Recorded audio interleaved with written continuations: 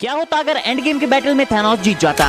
क्या वो फिर से इन्फिनिटी वॉर की तरह यूनिवर्स की हाफ ऑफ द पॉपुलेशन को वाइप आउट करता या फिर कुछ और? वेल, हम जानते हैं कि mad Titan Thanos Endgame के बैटल जीतने के बहुत करीब था और अगर वो इस बार स्नैप करने में सक्सेसफुल होता तो वो एवेंजर्स को रिकवरी का कोई मौका नहीं देता, क्योंकि वो पहले भी एवेंजर्स के हाथों शिकस्त झेल चुका था। और अगर वो फिर से हाफ ऑफ द पॉपुलेशन को वाइप आउट करता तो एवेंजर्स किसी न किसी तरह से उसके प्लान को फेल कर देते, जैसा कि उन्होंने एंड गेम में टाइम ट्रेवल के थ्रू स्टोन्स कलेक्ट करके किया था। और थैनोस को मैट टाइटन यूं ही नहीं कहते, वो ये बात अच्छी तरह से जानता था और वो अपनी इस गलती को दोबारा नहीं दोहराने वाला था। और जैसा कि उसने मूवी में कहा था कि उसने प्लान किया है कि वो स्टोन्स का यूज करके यूनिवर्स के लास्ट एटम तक टुकड़े टुकड़े कर देगा और एंटायरली एक न्यू यूनिवर्स का क्रिएशन करेगा। और ये एवेंजर्स के ऊपर उसकी विक्ट्री को और ज्यादा मजबूत कर देता, क्योंकि उनके लॉस और सेक्रीफाइस को याद करने वाला कोई बचता ही नहीं, जहाँ कोई भी एवेंजर्स की लेगेसी और थैनोस के अगेंस्ट उनके स्ट्रगल की स्टोरी के पन्ने कभी नहीं पलट पाता, क्योंकि थैनोस उन पन्नों को ही नहीं बल्कि पूरे इतिहास को बदल कर रख देता, या यूँ कहें कि वो एक नया इतिहास रचता जिसका क्रिएटर वो खुद होता, जहाँ न्यू यूनिवर्स के लिविंग बींग्स उसे एक हीरो की तरह देखते। तो अब सवाल ये बनता है कि इस नए यूनिवर्स में जीवन कैसा होता? क्या वहाँ भी प्लैनेट्स, एनिमल्स, ह्यूमंस और एनवायरनमेंट इसी तरह का होता? वेल, मुझे ऐसा लगता है कि ये काफी हद तक वैसा ही होता जैसा कि ये आज है। प्लेनेट अर्थ एवोल्यूशन के कई स्टेजेस से गुजरते हुए पूरी तरह से एक नई बिगिनिंग के साथ उसी प्लेस पर पहुंचेगा जहां हम आज एग्जिस्ट करते हैं। और वहां की ह्यूमन बींग्स के मन में भी ये सवाल जरूर आता कि ये यूनिवर्स क्यों, कैसे और किसने क्रिएट किया है, जहां उनके एग्जिस्टेंस पर ही क्वेश्चन मार्क लग जाता और उन्हें भी किसी कॉस्मिक एंटिटी या दुनिया से बाहर की लाइफ का कोई नॉलेज नहीं होता। जैसे हम आज भी एलियंस, यूएफओज, पृथ्वी से बाहर के जीवन की बातें करते तो हैं, लेकिन रियलिटी में हम उन्हें आज तक डिस्कवर नहीं कर पाए हैं और शायद कभी कर भी नहीं पाएंगे। और इसी तरह से वो यूनिवर्स भी हमारी ही तरह जीवन जीने के लिए एक सिस्टमैटिक पैटर्न फॉलो करता है, जहाँ टाइम को years, months, weeks, days, hours, minutes और सेकंड्स में मेजर किया जाता है। और वहाँ के लिविंग बींग्स भी जन्म और मृत्यु के बीच इसी शेड्यूल को फॉलो करते। और रियलिटी में कोई नहीं जान पाता कि इस यूनिवर्स का क्रिएशन आखिर हुआ कैसे। और इस तरह से थैनोस अपने प्लान में सक्सेसफुल हो जाता, क्योंकि थैनोस जेन्युइनली ये बिलीव करता था कि वो वर्ल्ड को बचाने के लिए एक अच्छा काम कर रहा है, लेकिन जब उसे वो रिजल्ट नहीं मिला जो वो चाहता था, इसीलिए उसने एक नया यूनिवर्स बनाने का फैसला किया और अपने गोल को पाने के लिए उसने सब कुछ सेक्रीफाइस कर दिया। और अगर वो एंड गेम में स्नैप करने में सक्सेसफुल हो जाता तो वो एक नए यूनिवर्स का क्रिएशन करता जो उसके अकॉर्डिंग काम करता,